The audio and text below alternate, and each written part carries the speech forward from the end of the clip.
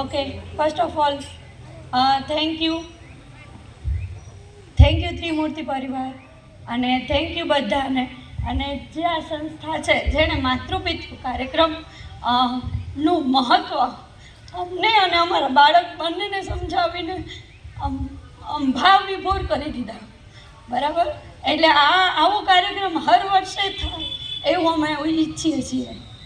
બરાબર, અને ટૂંકમાં અમારા બાળકને આ વસ્તુથી એને સંસ્કૃતિ આપણી શું છે એની ખબર પડે.